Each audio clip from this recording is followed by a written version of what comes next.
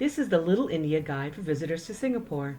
In this video, we'll provide a brief history of Little India in Singapore, as well as directions, what to see, do, and eat.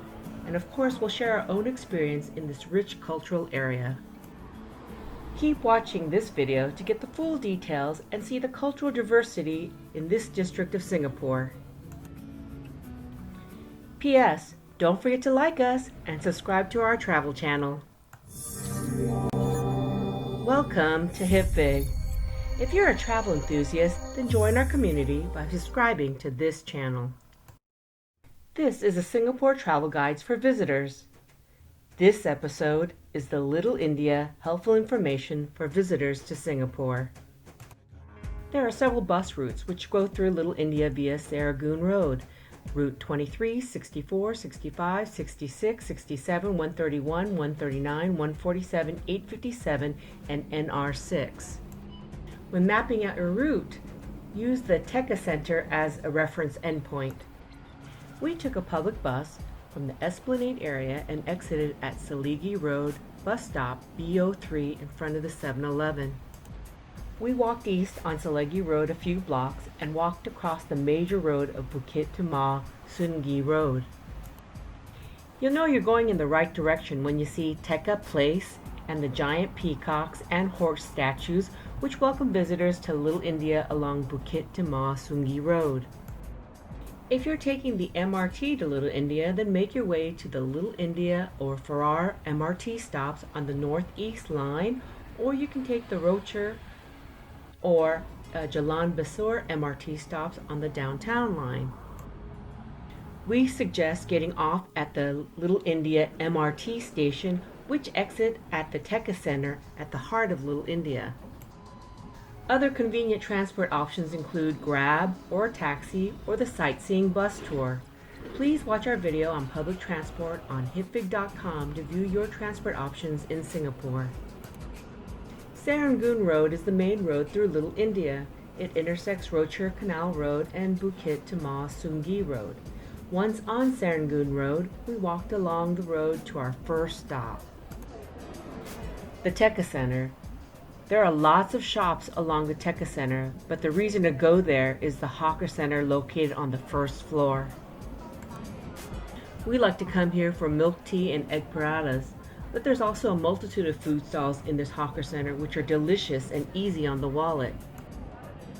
Food tip: if you're a vegetarian, this hawker center probably has the most options. After sampling the food at several stalls, we made our way back to Serangoon Road.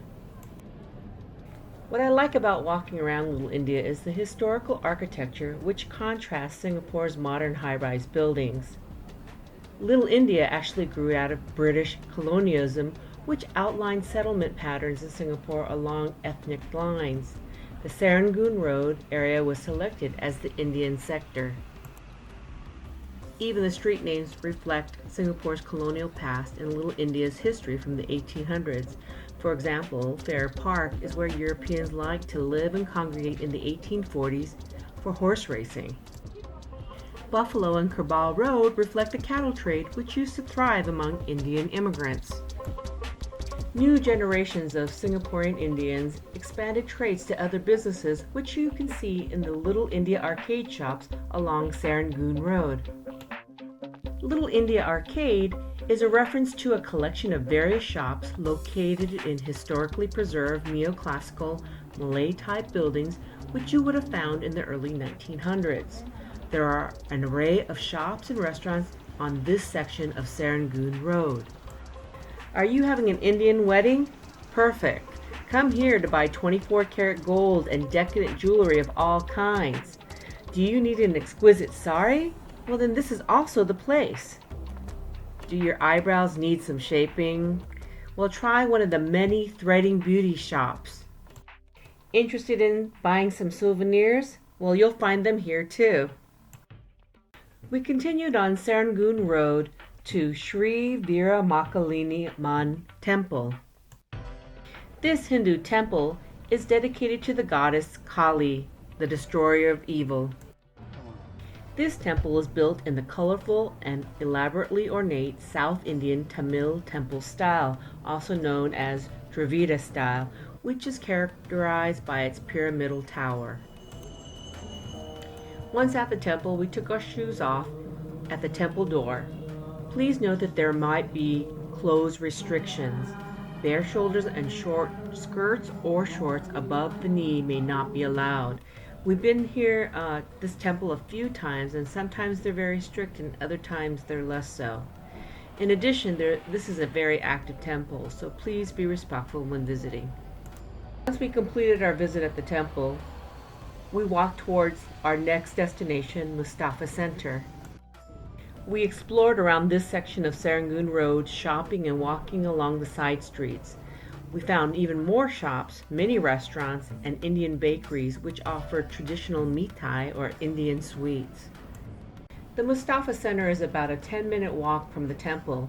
We walked down Serangoon Road and made a right on Syed Alwi Road. The Mustafa Center is a huge and busy department store with over 300,000 items on 6 floors covering an area of 400,000 square feet. Every square centimeter of this department store is taken up by merchandise. If you cannot find it here, you're probably not going to be able to find it anywhere in Singapore. Worried you won't have enough time to explore this huge department store? Well, here's the good news. It's open 24 hours a day. You can buy jewelry, household appliances, groceries, books, DVDs, watches, electronic goods, footwear, toys, clothing, all at an affordable price. Mustafa Center is not fancy like many of the other department stores you'll find in Singapore, but certainly is one of the busiest with locals and tourists in a shopping frenzy. Mustafa Center also has a restaurant and offers currency exchange services.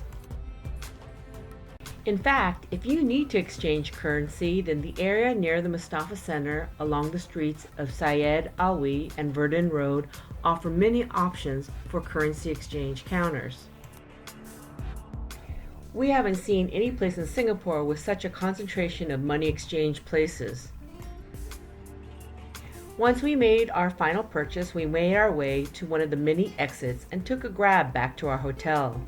Quite frankly, my poor feet were so tired. There was so much to see, eat, and do in Little India.